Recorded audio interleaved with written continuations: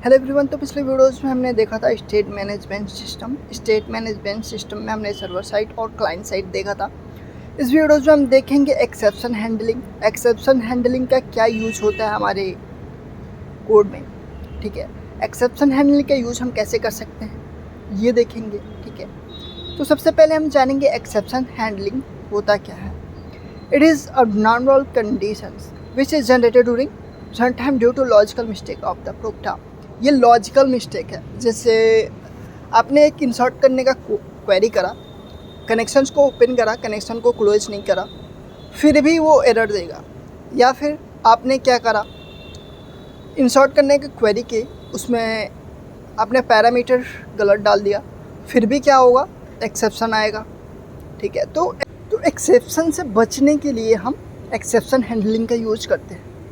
ठीक है, तो चलिए हम चलते हैं अपने विजुअल स्टूडियोज में। और एक मेरे पास टेबल है और एक मैं क्या करता हूँ, पेज क्रिएट कर लेता हूँ, उसमें कुछ टेबल बना लेता हूँ और मैं क्या करता हूँ, रिकॉर्ड को इंसर्ट करूँगा, देखना एक्सेप्शन कैसे आएगा। ठीक है, तो यहाँ पे विजुअल स्टूडियोज में एक मैंने पेज क्रिएट कर रखा है एक्सेप्शन के नाम से। अब मैं क्या करूँगा, इसमें एक टेबल क्रिएट करना है, टेबल नहीं एक फॉर्म बनाना है जिसके अकॉर्डिंग मुझे डाटा को इंसर्ट करना है। लेकिन उससे पहले हम देखेंगे, एक मैंने टेबल क्रिएट कर रखा है और टेबल में मैंने कितने कॉलम ले रखा है ये देखेंगे। तो यहाँ पे मैंने 4 कॉलम ले रखा है, ID, name, gender, email ID. ID जो है वो आइडेंटिटी है, तो ये ऑटोमेटिक जनरेट होगा। जैसे 100 है तो 100 में +1 हो जाएगा। ठीक है, तो ऐसे इंक्रीमेंट होता रहेगा। अब चलते हैं विजुअल स्टूडियोज़ में। तो विजुअल स्टूडियोज़ में जाने के बाद यहाँ पे व्यू पे जाएंगे, टेबल पे जाएंगे। टेबल पे जाने के बाद आप एक यहाँ पे जितने भी आपको कॉलम या रोज़ लेने हैं उतना आपको यहाँ पे ऐड कर देना अपने अकॉर्डिंग। यहाँ पे मैंने ऐड कर दिया। मैं अपने टेबल्स को थोड़ा सा छोटा कर लेता हूँ। ठीक है, और इसका हेडिंग दे देता हूँ मैं स्टूडेंट फॉर्म, या फिर जो भी जिसके अकॉर्डिंग आप बना रहे हो वो आप यहाँ पे नेम दे सकते हो। तो यहाँ पे मैं स्टूडेंट फॉर्म दे देता हूँ। ठीक है, मेरे कॉलम का नेम क्या था, नेम था, क्योंकि आईडी जो था वो ऑटो जनरेटेड था। तो यहाँ पे मुझे नेम लेना है, जेंडर लेना है और ईमेल आईडी लेना है, यानी 3 कॉलम लेना है। और तीनों के लिए मैं चाहता हूँ ना टेक्स्ट बॉक्स ही ले लेता हूँ। ठीक है, क्योंकि फ़िलहाल मुझे क्या करना है, आपको एक्सेप्शन ला के दिखाना है कि एक्सेप्शन कैसे आता है अपने प्रोग्राम में। तो यहाँ पर मैं तीनों के लिए टेक्स्ट बॉक्स ले लेता हूँ।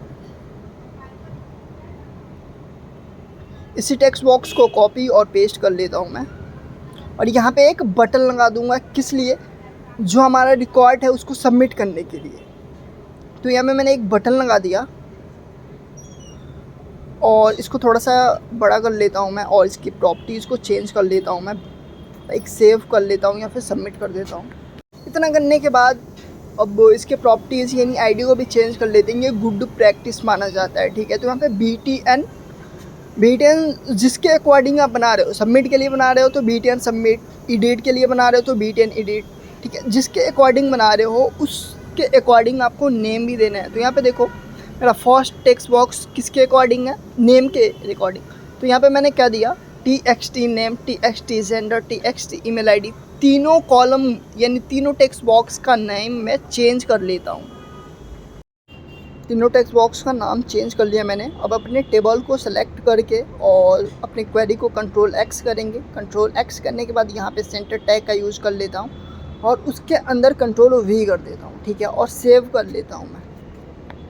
इतना करने के बाद अब हमें क्या करना है, बटन पे डबल क्लिक करना है। डबल क्लिक करोगे तो एक इवेंट बनेगा आपके CS वाले पेज पे, यानी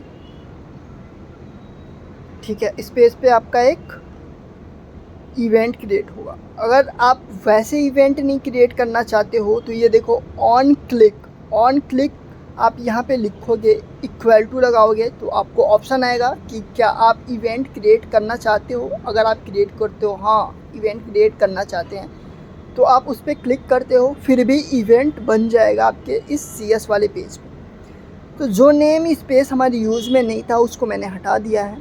ठीक है, और अपना मैंने एक SQL क्लाइंट के नाम से नेम स्पेस ऐड करा है। ठीक है, ये क्यों करा ऐड मैंने, क्योंकि मुझे यहाँ पे कनेक्शन स्ट्रिंग बनाना है। कनेक्शन स्ट्रिंग मैंने बता रखा है आपको कि अपने वेब कॉन्फ़िग से कैसे बनाते हैं। लेकिन अभी फ़िलहाल मुझे एक ही पेज पे काम करना है, जिसके लिए मैं क्या करता हूँ, अपने एक ही पेज यानी जिस पेज पे मैं काम कर रहा हूँ उसी पेज पे कनेक्शन स्ट्रिंग का यूज़ कर लेता हूँ। ठीक है, अगर आपको मल्टीपल वेब पेजेस पे डाटा को ट्रांसफ़र, सेंड, रिसीव करना है तो आप उसके लिए वेब कॉन्फ़िग में इसका पाथ रख सकते हो। ठीक है, अगर आपने वीडियोज़ नहीं देखी हैं तो आप जाके देख सकते हो कि कैसे वेब कॉन्फ़िग से डाटा को हम अपने पाथ को एक्सेस कर सकते हैं। ठीक है, इतना करने के बाद आपको क्या करना है, यहाँ पे डाटा सोर्स इक्वल टू आपके डाटाबेस का क्या नाम है वो देना है। डाटाबेस इक्वल टू डाटाबेस का क्या नाम है वो देना है। आपके सर्वर का क्या नाम है, data source equal to server name and database equal to database name. Integrated security true, अगर आपके डाटाबेस पे आईडी पासवर्ड नहीं है तो नहीं तो आप आईडी पासवर्ड का यहाँ पे यूज़ कर सकते हो।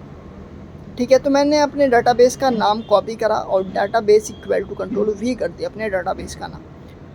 अब मैं क्या करता हूँ, F4 प्रेस करूँगा। F4 प्रेस करने के बाद यहाँ पे देखो मेरे सर्वर का नेम आ रहा है, तो मैंने उसको कॉपी करा और यहाँ पे कंट्रोल वी कर दिया। अगर आपको वहाँ से नहीं मिल रहा है तो यहाँ पे आप कनेक्ट पे क्लिक करोगे, यहाँ पे देखो सर्वर नेम आएगा, उसको कॉपी करके यहाँ पे कंट्रोल वी कर सकते हो। ठीक है, तो यहाँ पे मैं क्या करता हूँ, connection open and connection close कर लेता हूँ और कनेक्शन क्लोज। ठीक है, इतना करने के बाद डाटा इंसर्ट के लिए मैंने आपको बता रखा है कि क्वेरी हम क्या करते हैं, तो ठीक वैसे ही क्वेरी करेंगे जैसे हम रिकॉर्ड को इंसर्ट करते हैं। तो यहाँ पे मैंने लिखा SQL command cmd equal to new SQL command double quotations bracket, और जो हमने कनेक्शन स्ट्रिंग का ऑब्जेक्ट था उसको मैंने एक्सेस कर लिया अपने कमांड के अंदर। ठीक है, उसका ऑब्जेक्ट। इतना करने के बाद अब हमें क्या करना है, इंसर्ट करने का क्वेरी करना है। तो इंसर्ट करने का क्वेरी हम अपने डाटाबेस में कर लेते हैं। ठीक है, तो यहाँ पे हम लिखेंगे इंसर्ट इनटू टेबल नेम, और टेबल नेम के अंदर कितने कॉलम हैं कॉलम देंगे, और वैल्यूज़ में हम अपने टेक्स्ट बॉक्स को ऐड कर देंगे। तो सबसे पहले हम यहाँ पे इतना ही क्वेरी करते हैं, select insert into table name और अपने कॉलम का नेम और values bracket open and bracket close. इसको कॉपी करेंगे। कॉपी करने के बाद हम अपने CS वाले पेज पे आएंगे और यहाँ पे जो एसक्यूएल कमांड की क्वेरी हमने कर रखा है उसके अंदर कंट्रोल वी कर देंगे। ठीक है, इतना करने के बाद अपने वैल्यूज़ में आएंगे और यहाँ पे single quotation, double quotation, plus plus, पहला कॉलम क्या है, नेम है। ठीक है, तो नेम के लिए हमें क्या करना है, नेम वाला टेक्स्ट बॉक्स चूज़ करना है, तो नेम वाला टेक्स्ट बॉक्स ऐड कर दिया। दूसरा कॉलम जेंडर है, तो जेंडर के लिए मैं जेंडर वाला टेक्स्ट बॉक्स ऐड कर देता हूँ। तीसरा है ईमेल आईडी, तो ईमेल आईडी के लिए ईमेल आईडी वाला टेक्स्ट बॉक्स ऐड कर देता हूँ। ठीक है, अगर इंटीजर है आपका वेरिएबल, आपका वैल्यू इंटीजर है, तो उसके लिए आपको केवल डबल कोटेशन और उसके अंदर प्लस प्लस और जो भी आपके कंट्रोल का नेम है वो दे सकते हो। लेकिन मेरा इंटीजर नहीं है, सारा ही स्ट्रिंग टाइप है। इसको अब हम रन करके देखेंगे। ठीक है, देखना रिकॉर्ड तो इंसर्ट होगा, कोई भी एक्सेप्शन नहीं आएगा। एक्सेप्शन आएगा तो मैं आपको बताऊंगा एक्सेप्शन कैसे आएगा। लेकिन जैसे ही हमारा रिकॉर्ड इंसर्ट हो, हमारा जो टेक्स्ट बॉक्स हो वो ब्लैंक हो जाए, ठीक है, तो हम उसकी भी क्वेरी कर लेते हैं। रिकॉर्ड होने के बाद हमारा टेक्स्ट बॉक्स ब्लैंक हो जाए। ठीक है, तो यहाँ पे मेरे पास जितने भी टेक्स्ट बॉक्स थे सारे टेक्स्ट बॉक्स को ऐड करा, इक्वल टू ब्लैंक कर दिया। डबल कोटेशंस की जगह पे स्ट्रिंग डॉट इम्पर्टी भी आप लिख सकते हो, जिससे आपका जो टेक्स्ट बॉक्स है वो ब्लैंक हो जाएगा। डबल कोटेशंस लगाते हो फिर भी आपका टेक्स्ट बॉक्स ब्लैंक हो जाएगा। ठीक है, तो कुछ ऐसे मेरा पेज रन हुआ है, लेकिन मुझे देखने में सही नहीं लग रहा है। तो मैं इसको क्या करता हूँ, अपने डिज़ाइन वाले पेज पे आता हूँ और इसके बैकग्राउंड में कुछ कलर दे देता हूँ जिससे देखने में सही लगे, और इसके फ्रंट को क्या करता हूँ, वाइट कर देता हूँ और इसके बैकग्राउंड को चेंज कर देता हूँ। और जो इसका फ्रंट एंड है उसको, जो इसका टेक्स्ट है उसको मैं क्या करता हूँ, सेंटर कर देता हूँ। ठीक है, तो यहाँ पे आप अपने स्टाइल टैग में आओगे। स्टाइल टैग में आने के बाद जो भी क्वेरी करना है आप यहाँ से कर सकते हो। ठीक है, और यहाँ पे मैं क्या करता हूँ, बैकग्राउंड कलर दे दिया मैंने। और फ्रंट में आऊँगा, फ्रंट का जो कलर है वो दे दूँगा, फ्रंट कलर वाइट कर दिया। अब टेक्स्ट का जो साइज़ है उसको थोड़ा सा इंक्रीज़ कर देता हूँ। और इसको हम ओके कर देंगे। देखो देखने में सही लग रहा है। अब हम क्या करेंगे, अपने क्रोम ब्राउज़र पे जाएंगे और अपने पेज को रिफ़्रेश करेंगे। रिफ़्रेश करने के बाद कुछ ऐसे देखने को मिलेगा आपको, ठीक है। अब मुझे क्या करना है, मैं किसी का भी रिकॉर्ड इंसर्ट करता हूँ। पहला लाइक साहिल का करता हूँ मैं, ठीक है। साहिल मेल और उसका ईमेल आईडी, ये देखना ये रिकॉर्ड क्या होगा, इंसर्ट हो जाएगा, ठीक है। इंसर्ट हो गया। अपने डाटाबेस यानी अपने टेबल में चेक कर लेंगे क्या रिकॉर्ड इंसर्ट हुआ है। तो यहाँ पे रिकॉर्ड इंसर्ट हो गया है। अब मैं क्या करता हूँ, किसी और का रिकॉर्ड इंसर्ट करता हूँ, ठीक है। और आपने देखा था जेंडर में मैंने क्या लिखा था, कितने पैरामीटर ले रखे थे, सॉरी कितने कैरेक्टर ले रखे थे, 6 ही कैरेक्टर इंटर कर सकता है जेंडर में केवल वो, ठीक है। तो यहाँ पे मैं क्या करूँगा, 6 कैरेक्टर से ज़्यादा अगर वैल्यूज़ डालता हूँ तो क्या आएगा, एक्सेप्शन आएगा। तो यहाँ पे देखो 6 कैरेक्टर डाल रखा है मैंने, तो यहाँ पे मैं क्या करता हूँ, 6 कैरेक्टर से ज़्यादा डालता हूँ तो देखना एक्सेप्शन आएगा। जैसे ही मैंने सेव करा, ये देखो हमारा पेज जो है लोड होने लगा। और यहाँ पे क्या बोल रहा है, एक्सेप्शन देखो क्या बता रही है, बोले कि देखो भाई जो आपका स्ट्रिंग टाइप का कैरेक्टर था ना वो एक्स्ट्रा ही जा रहा है, यानी उसको आपने बहुत ही ज़्यादा डाल दिया है। आपको इतना डालना ही नहीं था, आपका जो कैरेक्टर है वो कम था। तो इसको हम स्टॉप करेंगे। स्टॉप करने के बाद मैंने आपको बताया था ट्राई कैच फाइनली का यूज़ करने के लिए, ठीक है। तो यहाँ पे ट्राई लिख के आप डबल प्रेस करोगे टैब का, ट्राई लिखने के बाद डबल प्रेस करो टैब पे, तो ये आपका लिख के आ जाएगा, ठीक है। इतना करने के बाद मैंने अपने क्वेरी को कंट्रोल एक्स करा था, ट्राई ब्लॉक के अंदर डाल दिया, ठीक है। और इसका एक नेम स्पेस भी ऐड कर देता हूँ, system dot using dot system dot data करके। फिर भी एक्सेप्शन नहीं गया। यहाँ पे देखो एरर दे रहा है, तो यहाँ पे मैं क्या करता हूँ, सिस्टम में लिख देता हूँ, पहले भी सिस्टम लिखा हुआ था, ठीक है। इससे हमारा एरर हट गया। अब हमें क्या करना है, हमें एरर देना है। अगर हमें माइक्रोसॉफ्ट का एरर देना है तो यहाँ पे केवल ext.message कर सकते हो, फिर भी आपका एरर क्या होगा, वैसे आ जाएगा। लेकिन हमें क्या करना है, लेबल में एरर को देना है। तो यहाँ पे मैं एक लेबल ऐड कर लेता हूँ अपने बटन के बगल में, और जो मेरे लेबल का टेक्स्ट है उसको ब्लैंक कर लेता हूँ, और अपने लेबल का जो कलर है वो चेंज कर लेता हूँ, और उसका जो आईडी है वो भी चेंज कर लेता हूँ, लाइक LBL मैसेज कर लेता हूँ मैं, ठीक है।